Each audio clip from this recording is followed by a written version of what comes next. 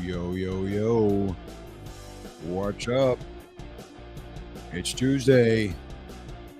I'm ready for some Canadelic news this morning. I know the name of the show keeps changing. What are you going to do? It's evolving. You like Canadelic news? You like 710 report? I like to rock out when we start the show. Got our new music beds. I like those.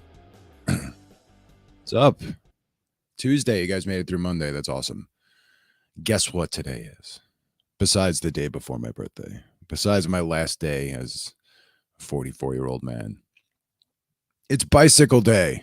So hope you guys got your spandex out. Hope you guys got your Treks, your GT performers out so we can go bike riding today. It's all about the bicycles. No, that's not what Bicycle Day is about. You know what it's about? It's about LSD. That's right. 79 years ago, LSD was discovered by Albert Hofmann, the Swiss chemist. And after he made the discovery, when he made the discovery a couple of days ago, 79 years ago, he took a megadose, or what he later learned was a megadose of LSD, and rode his bicycle from his lab to his home, and had an incredible journey.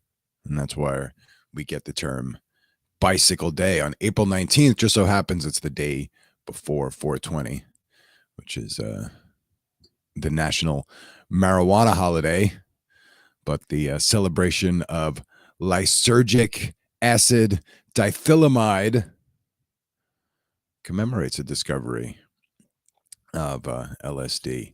And it's something that I, admittedly was not familiar with. Even though I was familiar with LSD, I was not familiar with Bicycle Day, nor that it was on the 19th of April. And I've learned a lot over the past few years.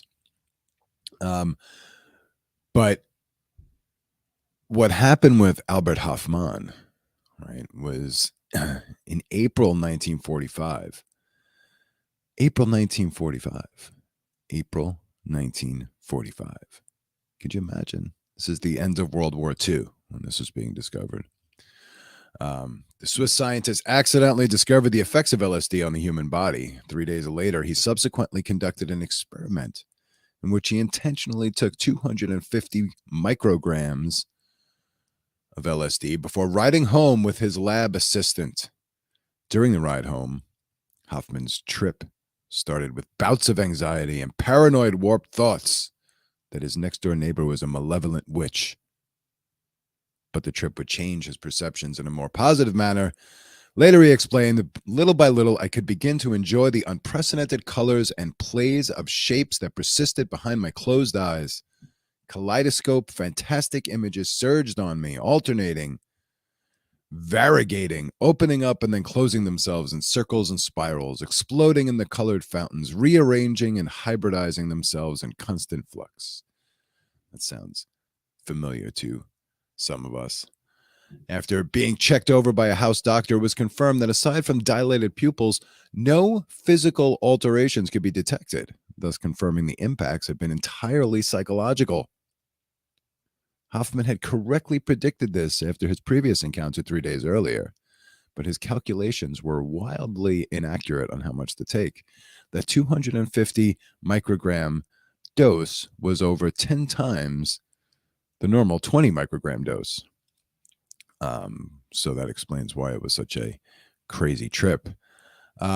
So even though that happened in 1945, there was no Bicycle Day until many, many years later, for another 4 decades, before people started actually celebrating LSD. And the thing is, if you can imagine 1945, this wasn't, LSD was not invented to make people have fun experiences, to look at all the colors, and this is not what it was used for back in the late 40s and early 50s.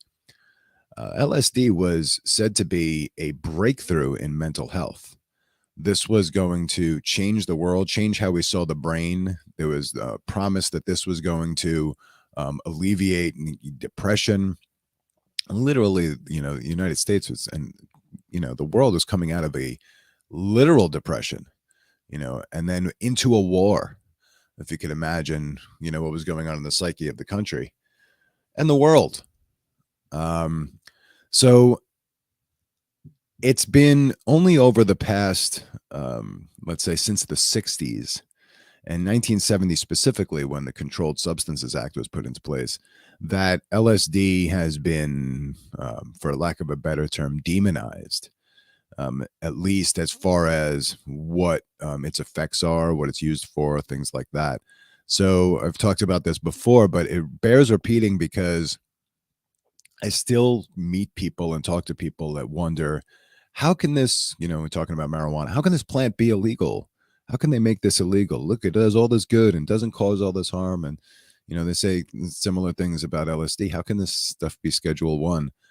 And, the answer is over and over and over again, because it has nothing to do with the substance itself. It has to do with it has to do with the government trying to control people, and it's not a conspiracy.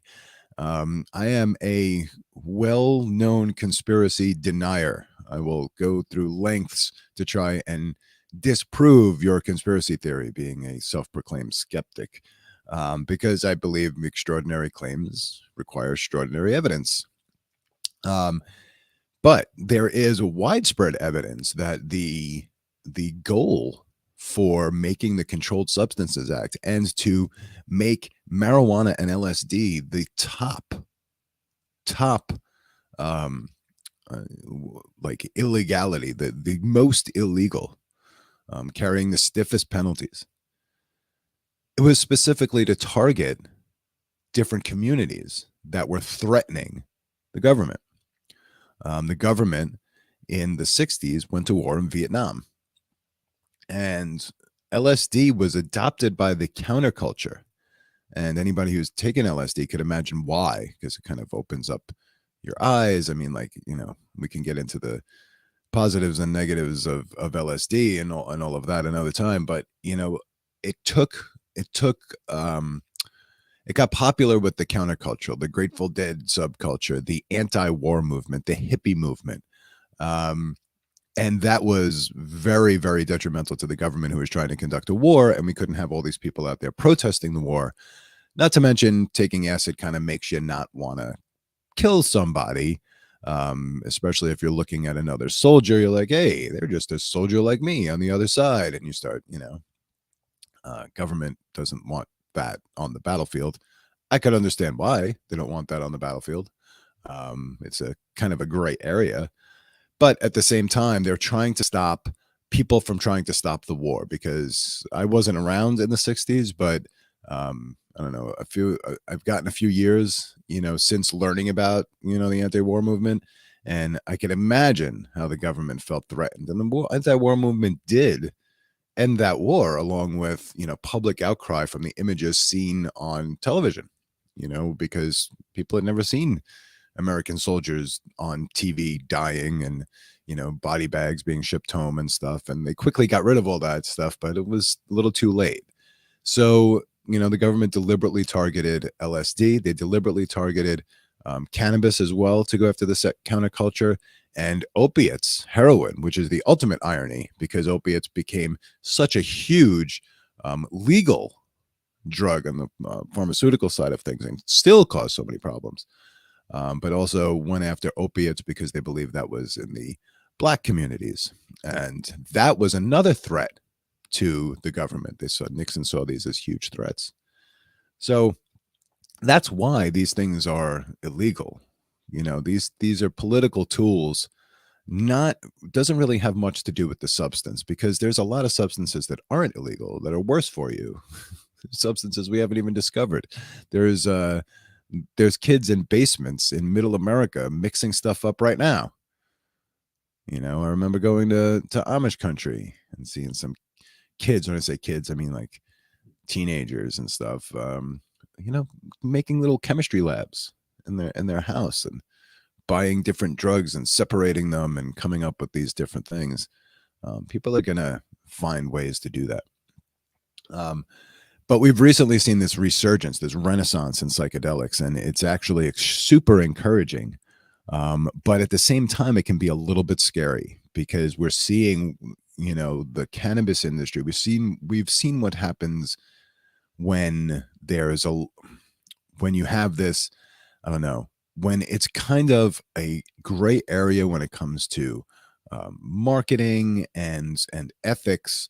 When it comes to selling a substance like this, I put food in the same category. I don't think it's highly unethical how food is marketed. But the way the marijuana industry took off, it's all about consumption, consumption, consumption. Buy more weed, more products, more THC, and that drives revenues higher. If that model were applied to psychedelics, and it worked, and people did consume more, I think we would have a big problem. So there's going to need to be a different type of economic model, whether it be a place to consume psychedelics safely as opposed to actually having it as a commodity. So we're at a point now, I think, with psychedelics that we can go in a few different directions.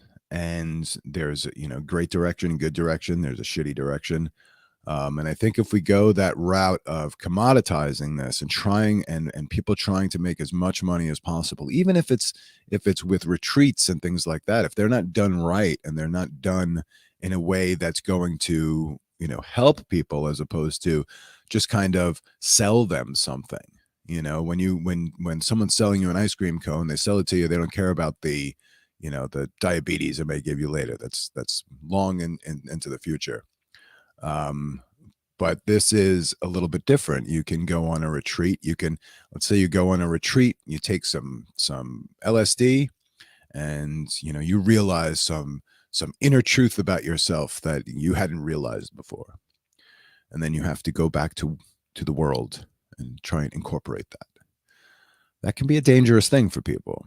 Some of these retreats have, I've heard of corporate retreats where people go and take acid. And look, I mean, the first time I took acid was in high school, and more or less a corporate retreat, right? It's a bunch of friends hanging out and taking acid and, bullshitting and bonding, really. I mean, like when you're a teenager, that's what you're doing. You're bonding with your friends.